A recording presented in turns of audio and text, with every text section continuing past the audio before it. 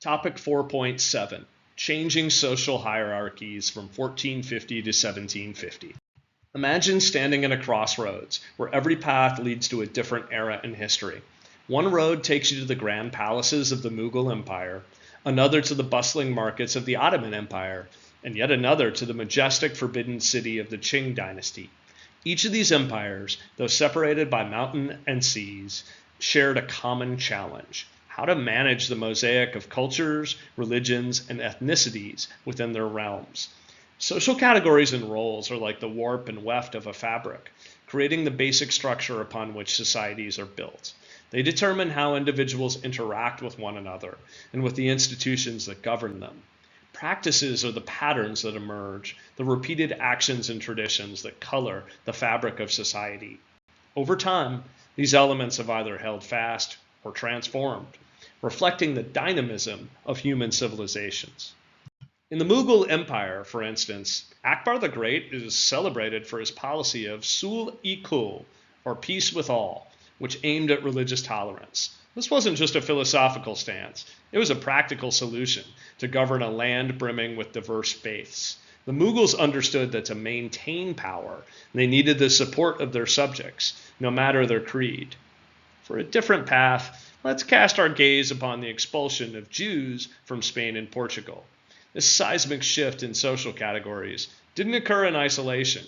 It was the aftermath of the Reconquista, the Christian kingdoms' efforts to reclaim Iberia, that's Spain and Portugal's peninsula, from Islamic rule, coupled with the Inquisition, a harrowing chapter of religious persecution. Understanding this backdrop is crucial.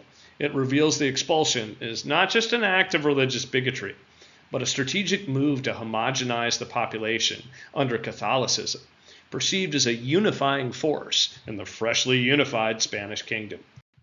Contrast this in turn with the mosaic of the Ottoman Empire, where the acceptance of Jews was part of a large policy of religious tolerance that, while not perfect, allowed for a measure of autonomy within the millet system. Here, various religious communities governed their own affairs, paying taxes to the state, but retaining significant control over their internal matters. The Ottoman approach highlights a different model of imperial control, one that maintained power through a calculated balance of autonomy and subjugation. As we delve into the Qing Dynasty, we witness a different empire where the conquerors, the Manchus, were vastly outnumbered by the conquered, the Han Chinese. The Q order wasn't merely a fashion statement. It was a daily visible sign of subjugation and a means to reduce the chances of Han rebellion. Do note, that still occurred by rebels like Li Zicheng. It's essential to grasp how these social mechanisms, dress codes, language policies, and marriage laws were tools to cement Qing dominance and to minimize the threat of the Han majority. Across the world, the casta system in the Americas painted a picture of racial hierarchy, where one's social status, rights, and economic opportunities were dictated by their racial makeup. The system, birthed from the bowels of colonial exploitation, served to consolidate Spanish control by creating a complex web of social divisions, ensuring that the mixed-race population remained subordinate to pure Spaniards. Even pure Spaniards to pure Spaniards. Those who were born in Spain had a higher status than those who were born in the Americas. Turning our lens to the fluctuations of existing elites, we encounter the Ottoman Timars, a symbol of the empire's military might and land-based wealth. At the sands of time and the winds of change, such as the rise of gunpowder and the shift to a cash economy, rendered them obsolete, reflecting a broader trend of the old feudal order giving way to more centralized and bureaucratic states.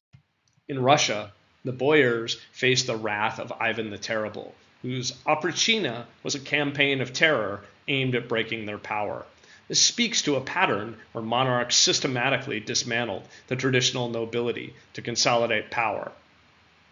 Do note, he also proposed marriage to Queen Elizabeth of England, who didn't accept but agreed with them about the nobles. And we see this theme also in the court of Louis XIV of France.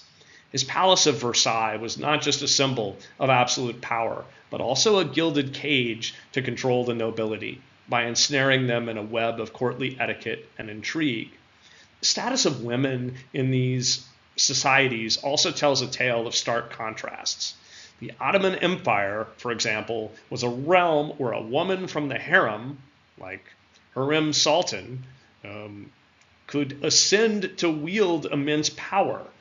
Yet this was an exception, not the rule, and most women's lives were circumscribed by strict social norms. The varying status of women within this empire underscores the complexity of gender roles and how they could be both rigid and surprisingly fluid. Here we see her husband, Suleiman the Magnificent. However, the global interconnections of those social changes are often overlooked. The expulsion of Jews from Iberia had profound effects on the economies and societies of the Mediterranean and beyond. Many expelled Jews found refuge in the Ottoman Empire, bolstering its economic and cultural vitality. Similarly, the casta system influenced not just the Americas, but also cast long shadows over colonial policies in other parts of the world.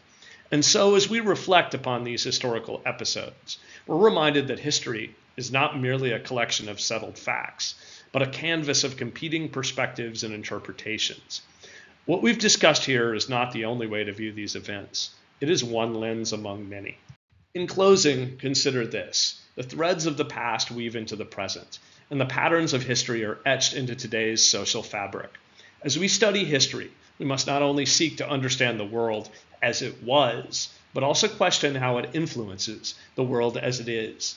This is the power of history. It is a dialogue between the past and present, a narrative that is always being written and rewritten.